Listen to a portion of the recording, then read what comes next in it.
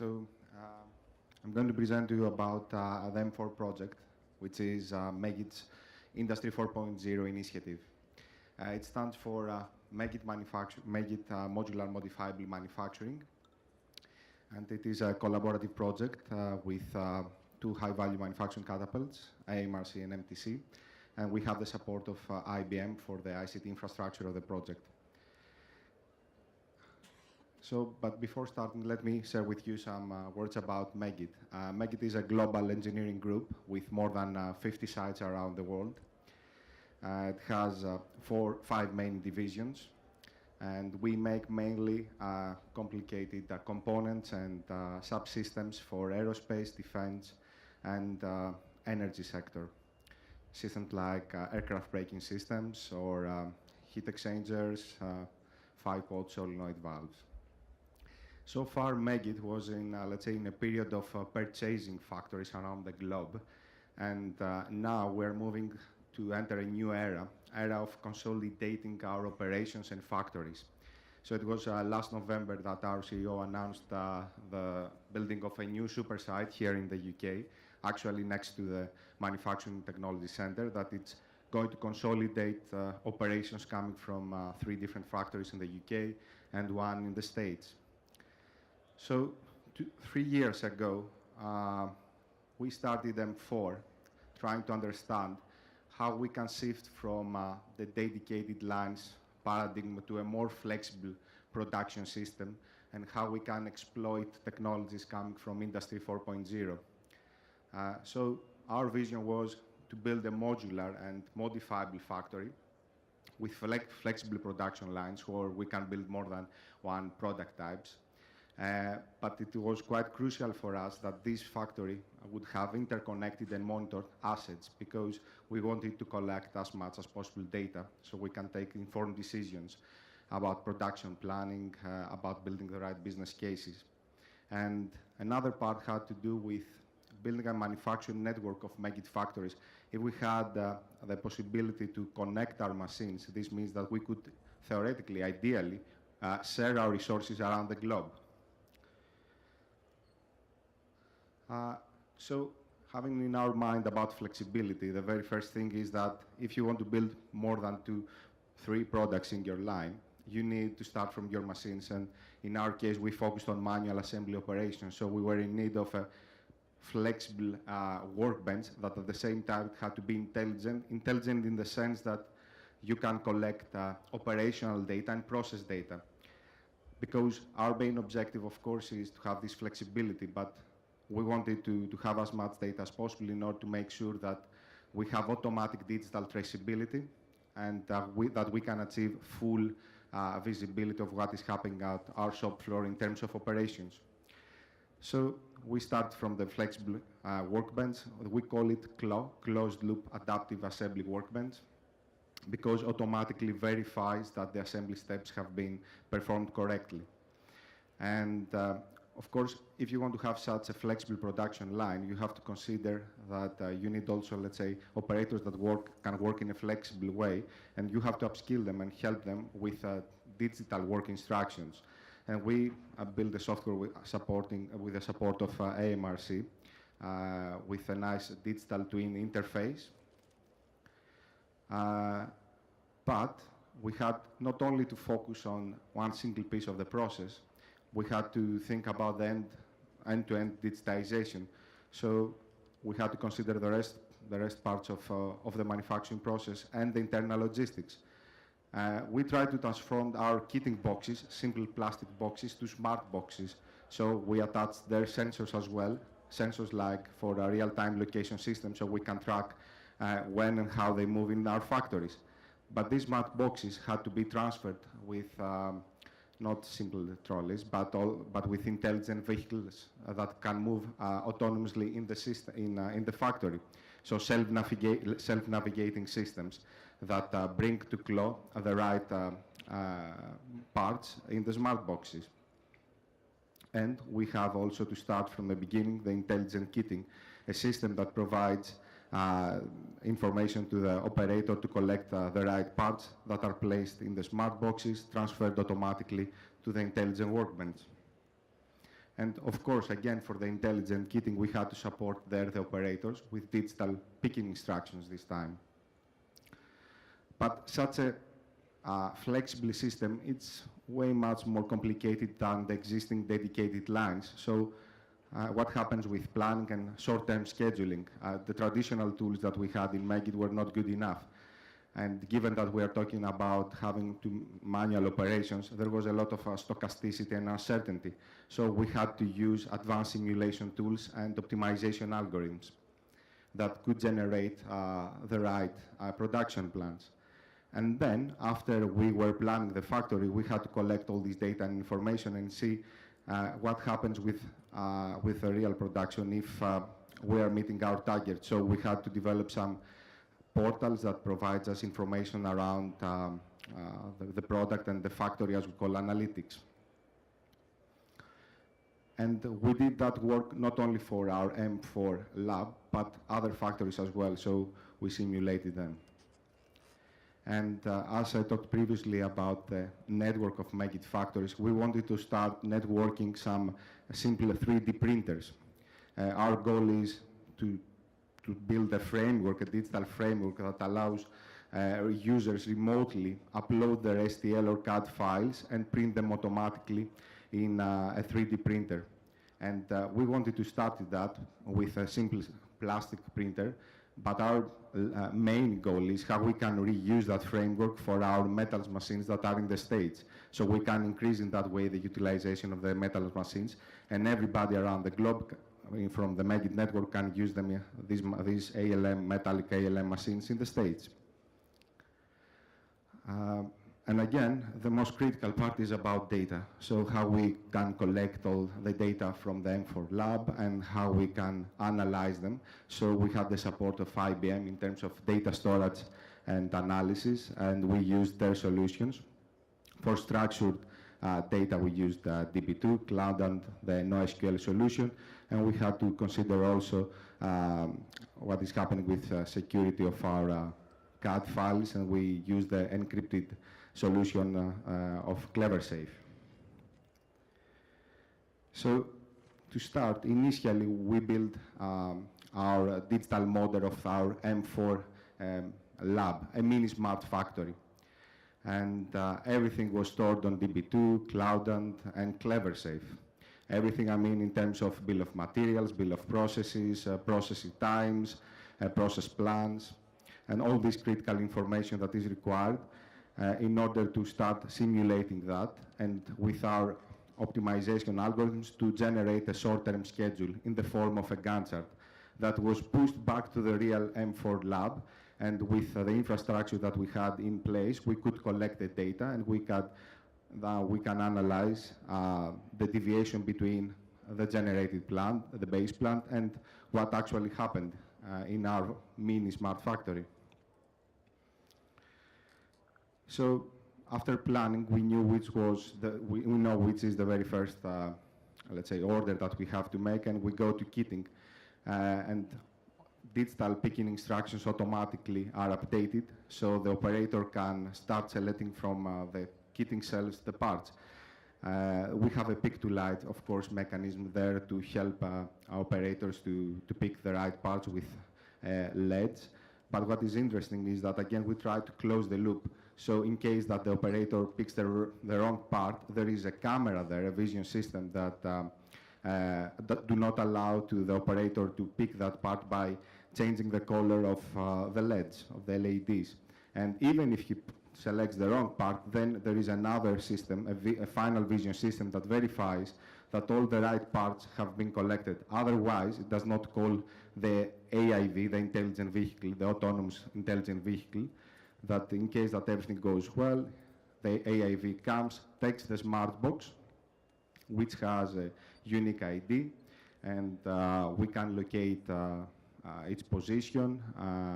There is a shock sensor as well there, an accelerometer, so if something goes wrong, then we know that potentially there is a problematic part. Everything stored back to DB2, so we have full visibility. And the nice thing with the AIVs that are from Omron is that they are self-navigating. So in terms of training them and programming them, they use their internal radar system, and they are nicely also integrated with CLO, the intelligent workbench. So as soon the AIV arrives to the intelligent workbench, CLO immediately recognizes the ID of the smart box, so it links that with the specific production order and presents to the operator the right digital work instructions. And there are different formats of digital work instructions that we use. Simple CAD drawings, 2D CAD drawings, videos that are really helpful for our operators. Textual description, of course, but there is also a nice digital twin. So we have encoders in our fixtures, so when the operator moves the part, the digital twin in front of him in the screen moves as well. There is another optical recognition system here that verifies that the right parts are placed on the fixture, on the product. We have integrated smart tools, so we have smart torque sensors there. If the operator applies more torque than it is allowed, then the digital work instructions, again, do not allow him move to the next step. And all this happens in real time. And of course, we can collect all this process data and operational data and analyze them afterwards. Currently, the intelligent workbench works for 3 product types, non-intrusive. And it's quite important for us that we did that in a cooperative, and it works in a cooperative and learning way. So there are some nice features so operators can write notes, or they can either take pictures or videos in case they want to share a problem or an idea they have with their team leaders. Initially, we had in our mind to try to see if we could automate all these manual assembly operations. But the high dexterity that is of the operations did not actually allow us to use any sort of robots. And then we said, okay, let's try to see what happens if we use cobots. Still, it was very difficult. Actually, we would use some cobots only for holding the parts, so it wouldn't make any sense to do that. But we're still investigating how we could potentially automate these operations. Now there are some advanced grippers, anthropomorphic grippers that have 2, 3, or 5 fingers sometimes, and potentially can give you the flexibility you need in order to handle these complex parts. And again, as we said, we want to achieve this full automatic digital traceability. Digital traceability means that we can have the product DNA, what parts we have used, the serial numbers, the operators that have been involved, all this nice stuff, and generate some automatic digital reports. And on the other hand, we want also to perform an analysis in order to see what happens with the efficiency of our machines, the efficiency of our CLO workstations, and measure key performance indicators like throughput, flow time, and WIP. And in this mini smart factory, we collect all this operational data from kitting time up to the completion of the assembly. So given that we have all these timestamps, we can easily analyze and provide back through the web portals KPIs like throughput, flow time, and WIP, and generate these digital reports. The part of the ALM, additive layer manufacturing, again, the whole idea is in the context of M4, how we can network a 3D printer so we can allow users from remote places to upload their orders and print them in the 3D printer. But again, the goal is how we can in the future do this for our metal printers, which is quite expensive, so we would like to increase its utilization and would like to expose him to all of our factories. But probably the most, let's say, interesting and difficult part in the M4 project and these Industry 4.0 projects and initiatives, it's all about people. So we have talked about the technology that is available, it's cost effective, we can start deploying that in our factories. It makes sense initially to start from something simple, an isolated lab where you can try to develop and de-risk these new technologies, familiarize yourself with what is, it seems interesting. But the most important probably is the human factor. The human factor in terms that how we can engage, for instance, our operators. Because if you want them to use digital work instructions, you have to engage them, and the only way to do that, this is at least what we tried in Meggitt, with engage them from the very start of the journey with several workshops. Otherwise, they will be afraid that you want actually to replace them, and that's not the goal. The goal is how you can take them together in that journey. So involve the users as early as possible, and then try to use the demonstration lab in order to explain them how the system works, how they could help you in the future as well, and remove all the mystery that is around these technologies for digitization and automation and optimization. And what we've seen that was really helpful is these sort of workshops where we could solve some problems and get the feedback from the side of the operators. And another part that was extremely important for us was that we had to build a team with the right skills. Because in Industry 4.0, it's not a traditional mechanical or production engineering. We need people with a background in analytics and optimization. And sometimes you have to find people with a good background, for instance, in mathematics or inferential statistics. And you have to attract all this young talent and make sure that they want to make in the company. So if I wanted to summarize, what I would say is that, yeah, it's a journey, the M4 journey that we started, but it's going to be quite long and valuable. We have already started another initiative in Meggitt that we call it Meggitt Digital, and we want to see how we can start introducing the most interesting and promising digital technologies in our factories. For instance, digital work instructions or real-time location systems, how we can use some more advanced simulation tools in order to plan our production, start using the web portals to generate automatic reports, planning reports. And Meggitt Digital actually now is leading the way for the industrialization of some of the M4 technologies, with first one to be the intelligent workbench. And I have to say a big thank you to BASE and ATI, because this project is co-funded actually by ATI, Aerospace Technology Institute. Again, a big thank you to IBM, who supported us and still supports us with the ICT infrastructure of the project and the ICT architecture. Of course, catapults, especially MRC and MTC.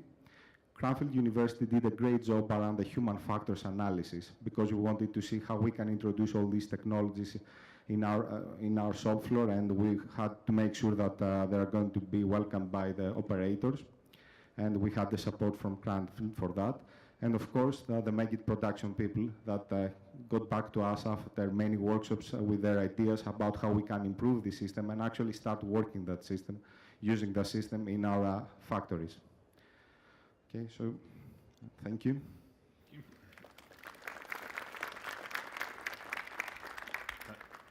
Thank you, Kostas. And yeah, really important point, I think, is the people aspect and taking employees with you and going on that journey together. So, good. Do we have any questions for Kostas from the audience? If you do, please raise your hand. We'll get a microphone to you. Yes, one at the back there, please. So the part of adaptation of human to the technology and the change has to relate a lot with the culture. So you mentioned Stanford have helped you with this. So what was the key transformations? What was the driver and incentive for operators to embrace this change? Thank you for the question. Really good. The incentive. First of all, our operators are always willing to give feedback back to their team leaders. And this tool actually helped them to share this feedback. For instance, if they had a comment for a particular process, how they can improve that, the digital work instructions tool allows them to write some notes and send them to team leaders. So that was something that actually made them want to use this system. And it was quite interesting to see that in terms of, let's say, for the younger generation, people that are in their early 20s, they are so familiarized with these technologies that initially they saw that these digital work instructions as another tool that they can have. And they were pretty familiar, so they wanted just to use it. A third point, third incentive for them was because the digital work instructions offers them work instructions of better quality. They are more clear. So that helps them make their job more efficiently. So I think these are the three main factors. First, that they can give feedback back to their operators, so back to their team leaders, and that was quite important for them, and share their ideas. The second one, it applies only to younger generations that are already familiar with these sort of technologies, and they want to use it, simple as that. And the third one was, as I told you, so the third one was about yeah, the quality of the instructions. Yeah, so these 3 points. Thank you. Okay, do you have any other questions for Kostas? Nope. Okay. So, first of all, I'd like to say thank you to all 4 speakers in this session and the speakers in the previous session. Thank you for helping share your experiences and perhaps inspiring some of us and getting started or knowing where we are on our journey in comparison. So thank you very much. I think we'd like to thank the speakers in the usual way with a round of applause.